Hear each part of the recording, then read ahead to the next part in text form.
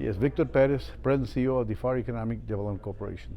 What's been happening here today, Victor, at the Pharr One Center? Right. Well, today we're actually celebrating a matching grant that we did with RGV College and Texas Workforce Solutions. When they first approached me about this, I was very excited because, being a former educator is very important, and economic development, it starts with education. We have the support of the mayor, the city council, our, PDC board directors, and so they know that this is crucial to our future. This is crucial to our community, and educating the healthcare, it's important that we do that. And so it's one of the things that I think we need to provide services, healthcare service to our community. As you know, we have the EMS service here in the city of Pharr. We have a new ER room coming. South Texas Health System is building their ER room here in the city of Pharr. So we believe in providing all the services we can to our community, and not only our community but also our region. Yes. And so, Victor, I know the Region 1's amphitheatre here it's not the biggest, but however, it is absolutely packed. A number of VIPs from across the county, from all different, from EDCs. Right. You've got the education sector, workforce sector, so many key players here. Right. It's important because, again, like I said earlier, it's very alarming on the healthcare shortage that we have, and it impacts everybody. We have organizations, RGV Focus, RGV Lead. We got presenters from our City of Pharr Health Department, which is probably the only city that has a health department, and so we try to strive to be able to provide services, medical service to our community, our EMS. We have an EMS here in the City of Pharr, but most important, we see these people because their interest is our interest, and we're trying to work in partnerships and making sure that we collaborate together into addressing this shortage of nurses throughout the region. And so your presentations today, you play a very active role, your organization, in today's event. It's a jam-packed agenda for the morning. What else are you hoping the audience gets from your presentation? Well, actually, we know that we are very supportive of the healthcare, programs here in the valley, and providing a service to our community and our region. But most important, that we work as a team. We work as a partnerships to address these needs, right? And so it goes a long way when we have those type of individuals here, because they know that we're gonna work this together as a team and try to better the health service for our community. And obviously you want to give a shout out to RGV College. Like you say, Annabelle is a Pharr native. She believes in Pharr, they're based in Pharr. Great partners for you. All right. Yeah, so when we first started talking about, this matching grant, I got invited, Dr. Paulo invited me to her college, and we talked, and when she asked me, can you all participate, can you all help us out? That was a no-brainer. That was a no-brainer because they are in Pharr. Plus, we also believe in the strength of, healthcare for our community. And so the mayor, is very advocate for being a surgeon, that he also believes that it's very strong, and a shortage in medical services is important that we support. Anything else you'd like to add, Victor, about today's event or Pharr's commitment to public health? Well, I'm excited. Today's a really, really exciting day. We've been waiting for it. We should have done this some months ago, but we're waiting for the commissioner to be here and attend with us and celebrate with us this super great event. But most importantly, we have some events that are coming up. We will be announcing an international incubator, which is the only incubator, and it's going to be an international incubator in the region. There's incubators, right? Weslaco and McAllen, but Brownsville, E-Bridge, but this is going to be something that's going to impact, the whole world. It's a global, international incubator, because we met with some people through ResTech. We met with some people from India already, you see. And when I mentioned this to them, they were like excited.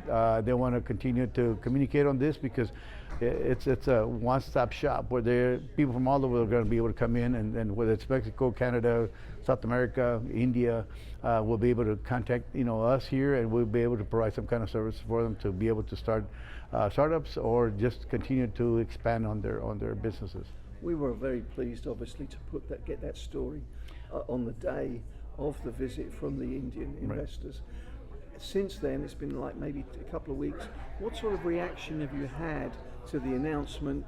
And I can only imagine that your phone's been ringing Right. from Mexico. Right. We have a trip. Matter of fact, we sent one of our representatives to San Luis Potosí. He's out there this week, and we'll also have a couple of other visits, Aguascalientes and Monterrey. They need us to go back over there, and so this is just starting. I think this is going to put a huge, impact in the region, but also put a map in the city of Pharr in the map.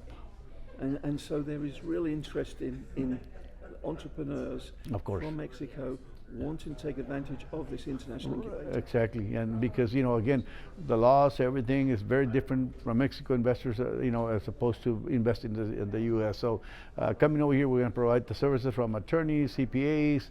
We're going to provide, of course, our partner UT-Rio, and so they're going to be our partners in making sure that we do this correctly and that we do this so we can help these people come and invest here in the U.S. Another topic, you are working hard with the county to get a brand new foreign trade zone for Right. your area of the county. That's correct. So this has already started years back. I think before COVID, the city of Weslaco, the city of Donna, city of Pharr, the county, and the city of Edinburgh, we had talked about it and creating this, free trade zone, which is very much needed because we see all the growth that's coming from the city of Pharr, and some of these companies are looking for, incentives, and they're looking for, tax breaks, that they can apply to their investments. So I met with the judge's office, one representative from the judge's office last week, and we're going to start hopefully moving on this, and very, very, very sure in the near future we're going to start, I think, announcing, and I think we just need the judge's signature, and I think it's something he's looking at. But once we do it, we're going to announce it too. Have you decided how many acres it will cover? We don't have that data. I know we're working on that, but the first thing is first is we need to sign that agreement. And once we do that, then we have the process to go through. Once you've got that signature from the judge, do you have to then take it to Washington for the support of? Yeah, no, normally it's a regional thing here that I know of. Might be wrong, I don't know, but as what I have heard, I think it's something that can be doable with the county judge's office. We've got one already, obviously, Right. the McAllen Trade Zone. Is it your contention that that's not big enough? It's full. We need more space. Well, with the growth that we're having right now, and not only just the city of Pharr, we're talking Donna and further down east, Progreso, Weslaco. We're going to need this, these foreign trade zone because they're important to us. Yeah. Any other big projects you're working on that? Yeah, I think we announce? have our hands full right now, but I think on the next one maybe we'll provide some more information. A couple of that we're working on. So Industrial or commercial? yeah, industrial. We have several. We have about. I think we did a report on about maybe 7 million square feet of warehouses coming in within hopefully this year, and once we sign those agreements and so forth, we'll be able to share some more. What does that tell us about the impact of nearshoring and so many companies wanting to be in North America again? Right, and so we hear a lot about the nearshoring, and it's we hear Monterrey is going to be the place to be, but we also now found out that Tamaulipas is now getting involved too. They finally came to the table. We met with their team a couple of weeks ago, and we're going to work now with not Nuevo León, the state of Nuevo León, the state of Tamaulipas, and the city of Pharr in addressing the needs and addressing the investors that want to come in. And this is where we tie in that incubator, right? This is where we have a place, a one-stop shop, where we can say, you know what, hey, come over here. This is where we're going to help you out too. Victor Perez, President, Pharr EDC, thank you so much for today's interview. Thank you, Steve. Really appreciate it. Thank you.